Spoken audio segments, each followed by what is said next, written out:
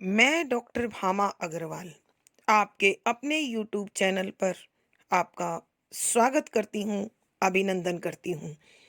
आइए प्यारे बच्चों, आज हम ध्रुव स्वामिनी नामक नाटक का अध्ययन शुरू करते हैं।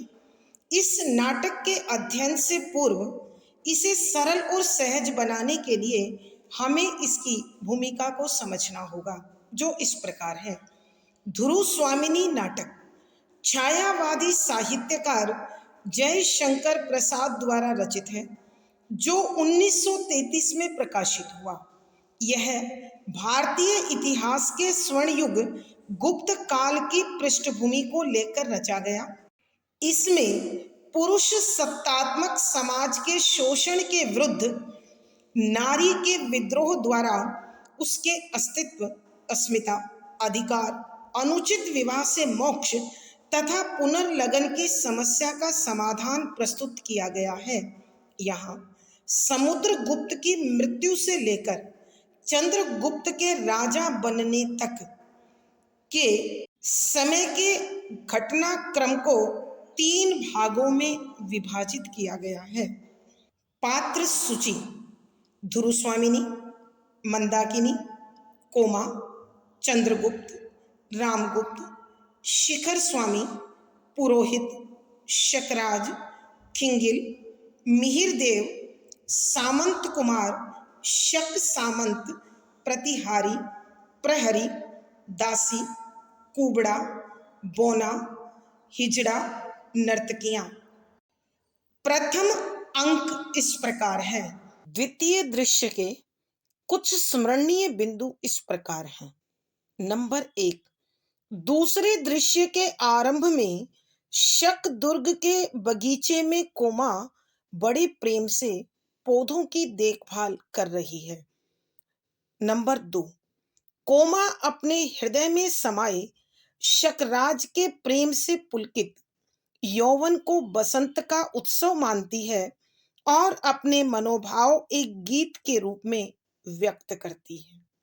नंबर 3, तभी शकराज अपने ख्यालों में खोया हुआ नग्न तलवार हाथ में लिए वहां आकर टहलने लगता है, मगर कोमा को नहीं देखता। नंबर 4, शकराज के टहलने की आहट से कोमा को उसके आने का पता चलता है। नंबर 5, जहां कोमा शकराज से अनन्य प्रेम करती है, वहां शकराज उसे विलास की सहचरी मानता है और वाग्दत्ता कहकर फुसलाए रखता है। नंबर 6, शकराज खिंगिल के न आने से चिंतित है, अतः कोमा से मदिरा मांगता है। नंबर 7, तभी खिंगिल आकर रामगुप्त द्वारा शर्तों के मानने की सूचना देता है। नंबर 8, शर्तों की स्वीकृति से प्रसन्न शकराज शक सामंतों के साथ अत्यधिक मदिरा और नृत्य के साथ विजय उत्सव मनाता है। नंबर 9, रात्रि बढ़ने के साथ साथ ध्रुव स्वामिनी के लिए शकराज की बेचैनी बढ़ने लगती है। नंबर 10, तभी खिंगिल दुर्ग तोरण में शिविकाएं अर्थात पालकियां आने की सूचना देता है।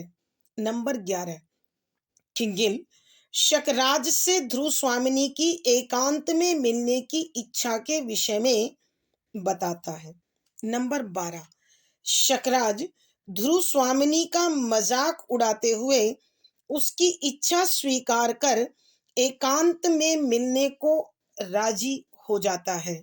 नंबर 13, कोमा शकराज को समझाते हुए कहती है कि आज तुम एक स्त्री को अपने पति से विच्छिन्न कराकर अपने गर्व की तृप्ति के लिए कैसा अनर्थ कर रहे हो और नाराज होती है।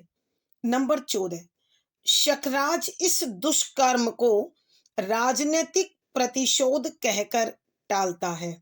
नंबर 15, शकराज कोमा के इस वार्ता के समय आचार्य मिहिरदेव आ जाते हैं और वह इस दुष्कर्म को अनुचित ठहराते हैं। नंबर 16, कामुक शकराज उनकी अवहेलना करता है तो वो जाने लगते हैं। नंबर 17, उसी समय आकाश में विचरते नील लोहित धूमकेतु को देखकर अमंगल की सूचना देते हैं। नंबर 18, ध्रुव स्वामिनी के वेश में चंद्रगुप्त और ध्रुव स्वामिनी शकराज के समक्ष असली ध्रुव स्वामिनी होने का नकली दावा कर उसे भ्रमित करते हैं। नंबर 19, तभी चंद्रगुप्त असली वेश में आकर शकराज को द्वंद्व युद्ध के लिए ललकारता है। नंबर 20, शकराज मारा जाता है तभी मगध सामंत किले पर अधिकार कर लेते हैं। नंबर 21, सभी ध्रुव स्वामिनी की जय हो के नारों के साथ दुर्ग में प्रवेश करते हैं और पर्दा गिरता है।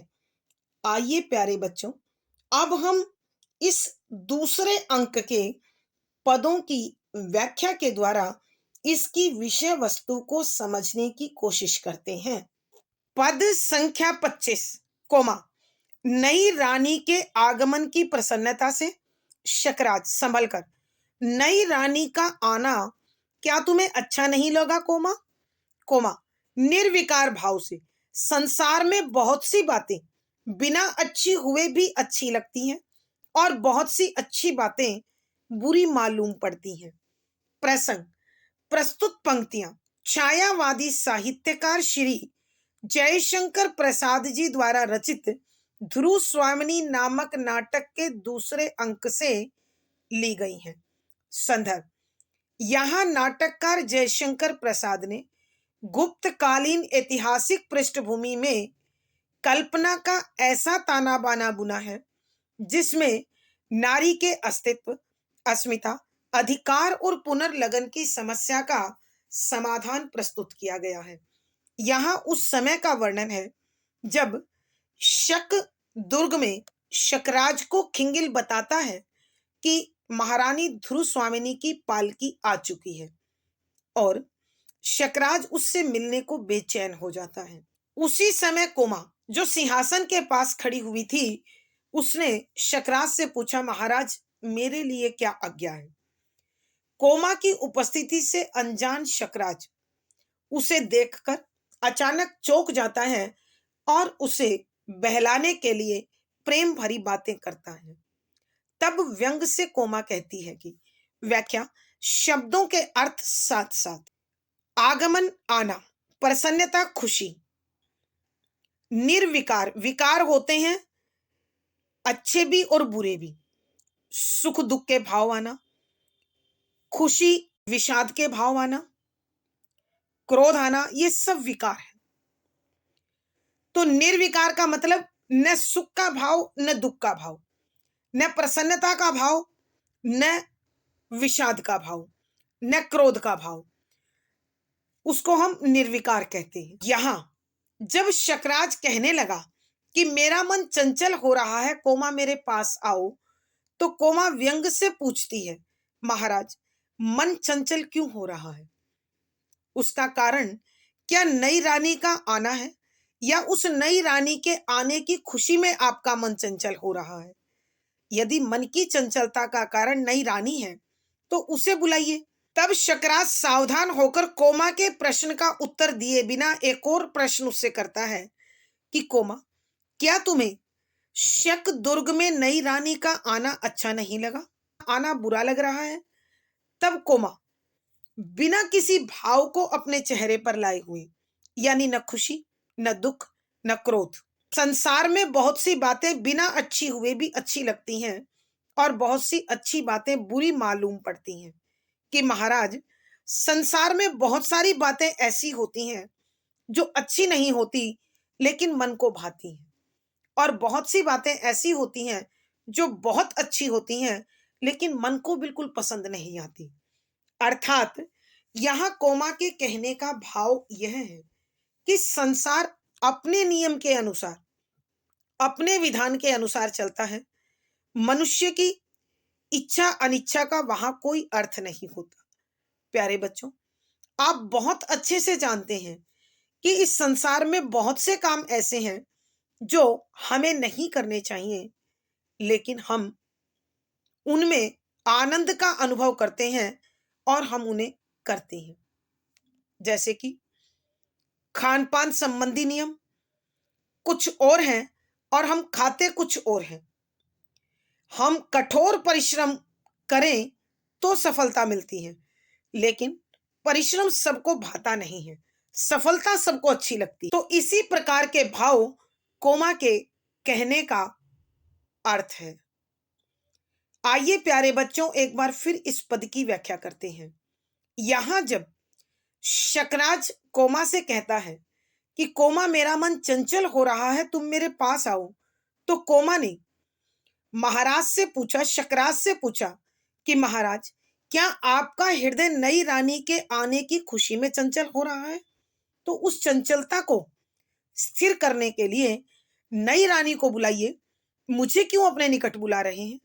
तब शकराज सावधान होता है और कोमा के प्रश्न का उत्तर दिए बिना उसी से एक और प्रश्न करता है, क्या कोमा, तुम्हें नई रानी का इस शकदुर्ग में आना पसंद नहीं आया?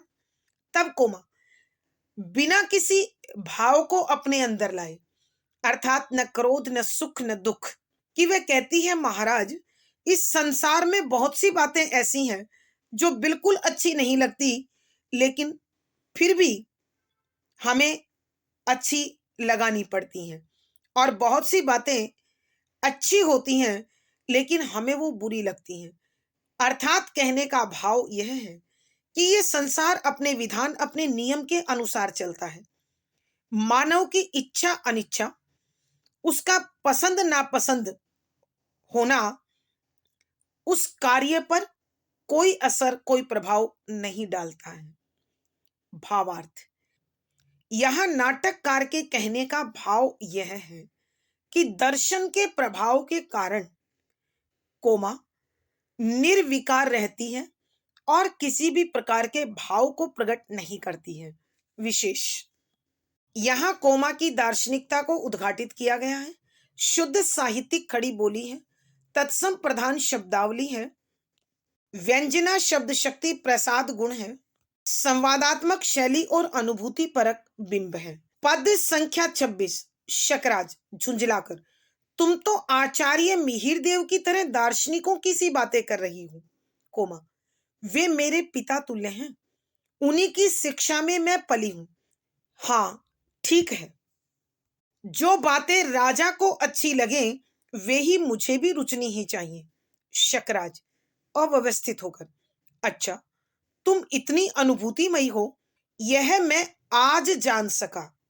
प्रसंग पूर्वत संदर्भ, यहां उस घटना का उल्लेख है जिसमें कोमा शकराज से, यहां उस घटना का वर्णन है जिसमें महादेवी के आगमन पर शकराज कोमा से पूछते हैं, क्या तुम्हें उनका आना नहीं अच्छा लगा?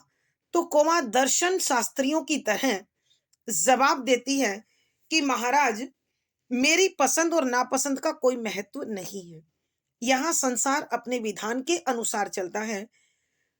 इस बात को सुनकर शकराज पर जो प्रभाव पड़ा उसका वर्णन करते हुए नाटककार लिखते हैं कि व्याख्या, शब्दों के अर्थ आवश्यकता के अनुसार झुंझलाना, क्रोध और चिड़चिड़ेपन का मिला जुला रूप। आचार्य गुरुदेव दार्शनिक एक ऐसा व्यक्ति जो जीवन की हर एक परिस्थिति को एक अलग नजरिए से देखता है। पिता तुल्य, पिता के समान, रुचनी, पसंदानी, अव्यवस्थित, असंयमित यानी बहक जाना, अनुभूतिमयी, भावनाओं को समझने वाली। जब कोमा दार्शनिकों की तरह उत्तर देती है कि संसार में अच्छी बातें बुरी और बुरी बातें अच्छी जान पड़ती हैं, तो इस बात को सुनकर शकराज झुंझला जाता है, चिढ़ जाता है और क्रोध में आ जाता है। तब वह कोमा से कहता है कि कोमा, तुम तो आचार्य मिहिर देव की तरह दार्शनिकों की सी बातें करने लगी हो। अर्थात कहने का भाव यह है कि जिस प्रकार गुरुदेव मिहिर देव परम ज्ञान की बातें करते हैं, उसी प्रकार तुम भी आज बड़ी बड़ी बातों की पहेलियां बुझा रही हो। तो कोमा इस बात का उत्तर देते हुए कहती है, वे मेरे पिता तुल्य हैं, कि आचार्य मिहिर देव मेरे लिए मेरे पिता के समान है। उन्हीं की शिक्षा में मैं पली हूं, अर्थात उन्होंने ही मुझे शिक्षा दीक्षा दी है और उन्होंने ही मेरा पालन पोषण किया है। जिसकी मैंने शिक्षा ली और जिससे पालन पोषण पाया, उसके जैसे गुण स्वभाव मेरे चरित्र में आना स्वाभाविक है। हाँ ठीक है कि ये बात ठीक है महाराज, कि जो बातें राजा को अच्छी लगे वही मुझे भी रुचनी ही चाहिए, कि जो महाराज को अच्छी लगे तो उनकी प्रेयसी प्रेमिका पत्नी होने के नाते वो सब बातें मुझे भी अच्छी लगनी चाहिए। अर्थात कोमा कहती है कि मैं आचार्य मिहिर देव की देख रेख में बड़ी हुई हूं, तो उनके संस्कार मुझ में आना निश्चित ही है। परंतु अब जब मैं महाराज की जीवन संगनी बनने जा रही हूं, तो स्वाभाविक है मुझे उनकी हाँ में हाँ मिलानी चाहिए। जो बातें उन्हें पसंद हो वो मुझे पसंद करनी चाहिए, और जो उन्हें ना पसंद हो वो मुझे छोड़ देनी चाहिए। तब शकराज का संतुलन बिगड़ जाता है और वह कोमा से कहता है, अच्छा, तुम इतनी अनुभूतिमयी हो कि तुम इतना मेरा सुख दुख समझती हो, मेरी भावनाओं को समझती हो। यह तो मुझे आज ही पता चला। इससे पहले मैं सिर्फ तुम्हें अपनी प्रेमिका समझता था। आइए प्यारे बच्चों, एक बार फिर इस पद की व्याख्या करते हैं।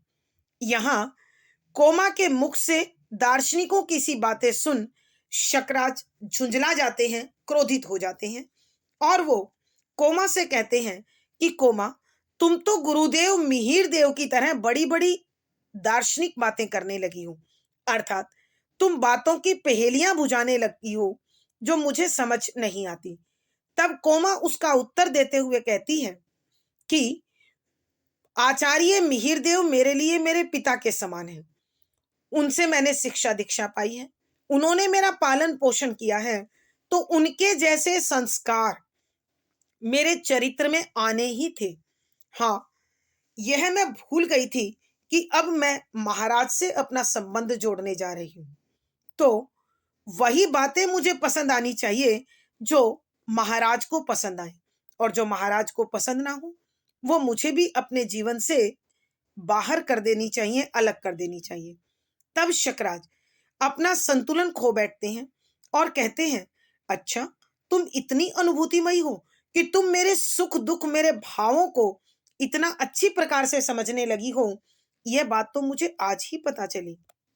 भावार्थ, यहां नाटककार के कहने का भाव यह है कि शकराज के द्वारा महादेवी का अपने दुर्ग में बुलाना कोमा को एक नारी का अपमान महसूस हो रहा था, जो उसे तनिक भी अच्छा नहीं लग रहा था। विशेष यहाँ कोमा की तार्किक शक्ति पर प्रकाश डाला गया है। शुद्ध साहित्यिक खड़ी बोली है, तत्सम प्रधान शब्दावली है, व्यंजना शब्द शक्ति है, प्रसाद गुण है, संवादात्मक शैली और अनुभूति परक बिंब है। पद संख्या 27। कोमा, राजा, तुम्हारी स्नेह सूचनाओं की सहज प्रसन्नता और मधुर आलापों ने जिस दिन मन के नीरस और नीरव शून्य में संगीत की, बसंत की और मकरंद की सृष्टि की थी, उसी दिन मैं अनुभूतिमयी बन गई थी। क्या वह मेरा भ्रम था? कह दो कि वह तेरी भूल थी। उत्तेजित कोमा सिर उठाकर राजा से आंख मिलाती है। प्रसंग पूर्ववत संदर्भ, यहां उस घटना का वर्णन है जब शकराज महादेवी के आगमन पर कोमा से पहले प्रेम प्रदर्शन करता है और बाद में उसकी उपेक्षा करता है। तब कोमा शकराज से कहती है, महाराज, यह संसार बड़ा अद्भुत है। इस संसार में बहुत सी अच्छी बातें बुरी और बुरी बातें अच्छी जान पड़ती हैं, लेकिन मैं ये भूल गई थी कि मैं महाराज की इच्छा अनुसार चलूं और उन्हें जो अच्छा लगे उसे स्वीकार करूं और जो उन्हें पसंद ना हो वो त्याग दूं। तब महाराज बेचैन हो जाते हैं, व्याकुल हो जाते हैं। तब शकराज बेचैन और व्याकुल होकर कोमा से पूछता है कि तुम इतनी अनुभूतिमयी हो। तो उसका उत्तर देते हुए कोमा कहती है कि व्याख्या, शब्दों के अर्थ साथ साथ स्नेह सूचनाओं, स्नेह माने प्रेम, सूचना इशारा संकेत, सहज सामान्य, प्रसन्नता खुशी, मधुर आलाप मिठास से भरी बात, नीरस सूखा हुआ, नीरव रूखा, शून्य, शून्य का अर्थ होता है जिसका कोई और छोर नहीं है। यहां शून्य हृदय के संदर्भ में प्रयोग हुआ है, तो इसका मतलब है हृदय में कोई और भाव न होना। संगीत की, प्रेम का संगीत। बसंत का मतलब खुशियों की बहार। मकरंद का मतलब परागकण अर्थात रस। सृष्टि, निर्माण। अनुभूतिमयी, भावों को समझने वाली। भ्रम, धोखा। यहां शकराज जब कोमा से पूछते हैं कि तुम इतनी अनुभूतिमयी हो, तो उस प्रश्न का उत्तर देते हुए कोमा कहती है, महाराज, जिस दिन से मैंने तुमसे प्रेम के संकेत प्राप्त किए, प्रेम भरी प्रसन्नता को पाया, मिठास भरी बातों को सुना, उसी दिन से मेरे भावों से रहित, बेजान, सुनसान और रूखे सूखे हृदय में प्रेम के संगीत की, बसंत की बहार की और प्राग की अर्थात रस की सृष्टि हो गई थी।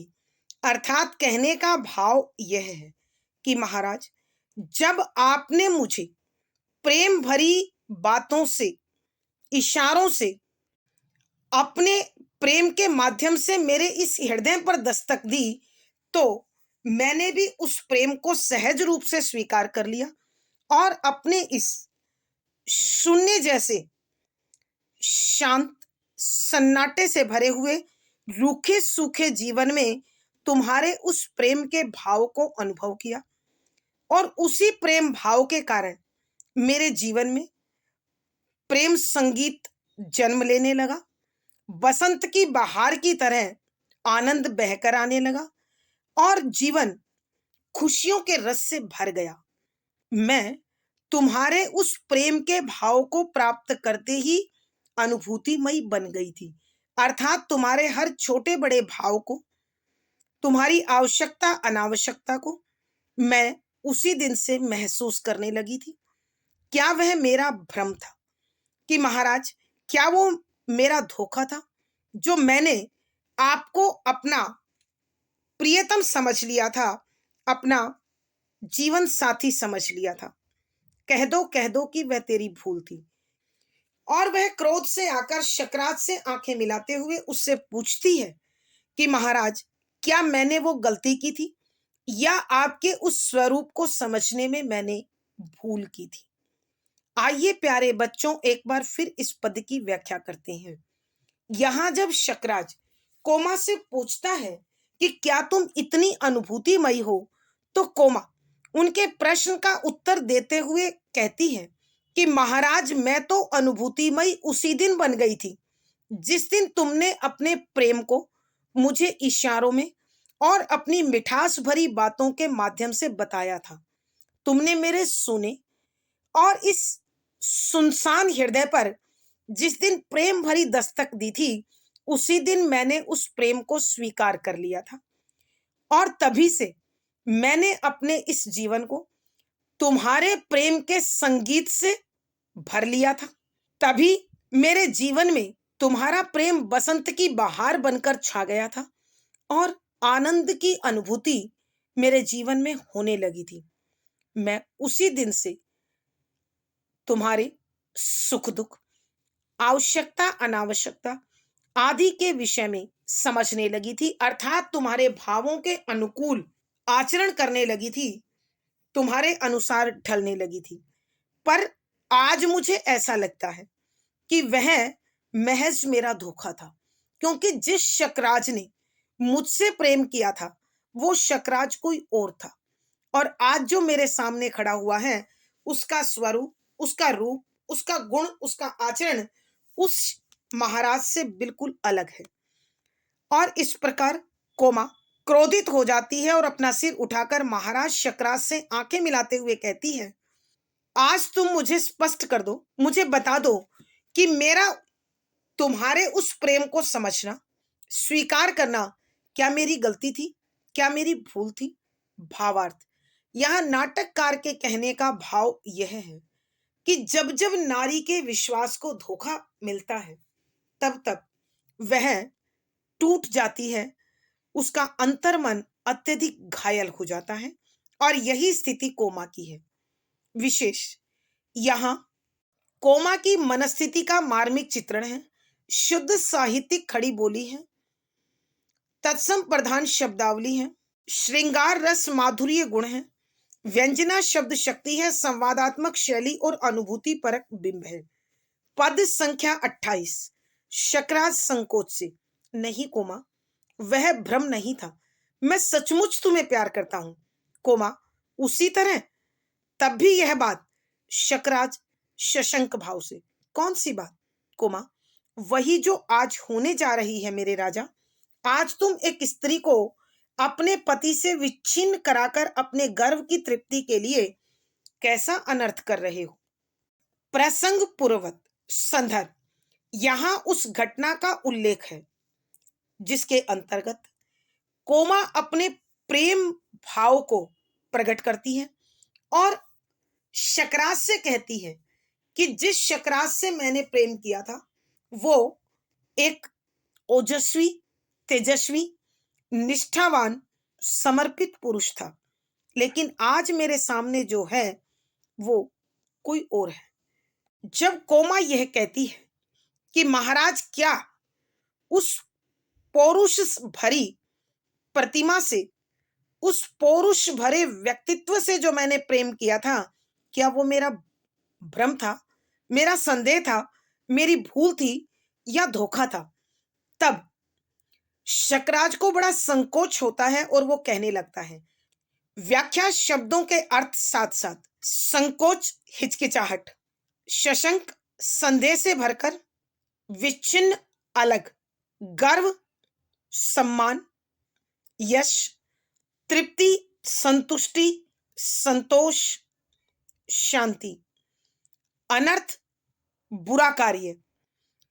यहां जब कोमा शकराज से पूछती है कि महाराज, आपकी वो प्यार भरी बातों को सच्चा प्यार समझना क्या मेरा धोखा था, तब शकराज संकोच से भरकर, हिचकिचाहट से भरकर कोमा को उत्तर देते हैं कि कोमा, नहीं, वो तुम्हारा प्यार धोखा नहीं था।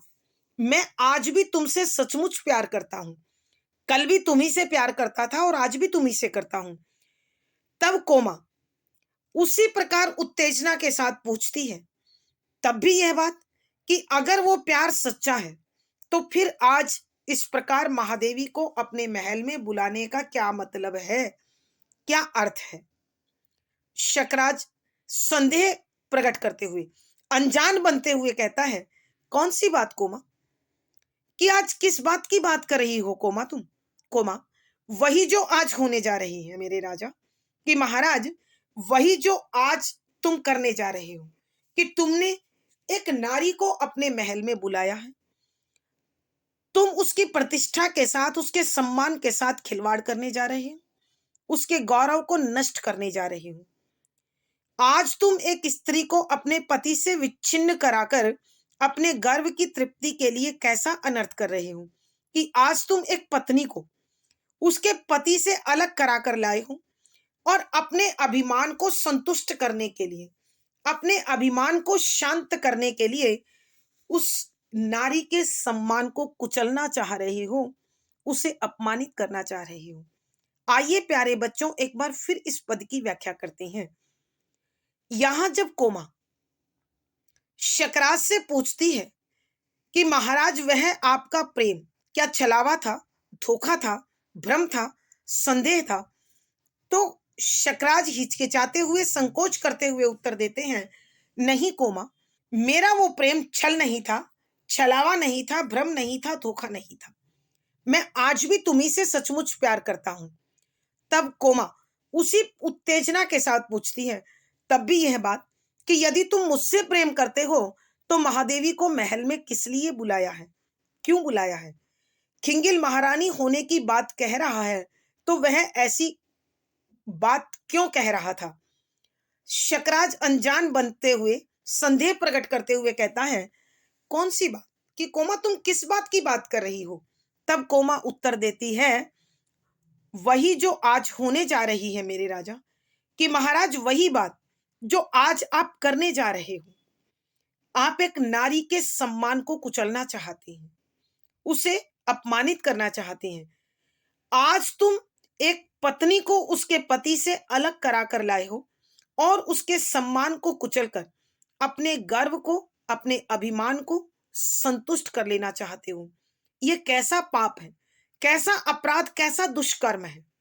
अर्थात कहने का भाव यह है कि किसी भी नारी को अपने पास बुलाना, उसके शील, उसके सम्मान के साथ खेलना किसी भी दृष्टि से उचित नहीं होता है।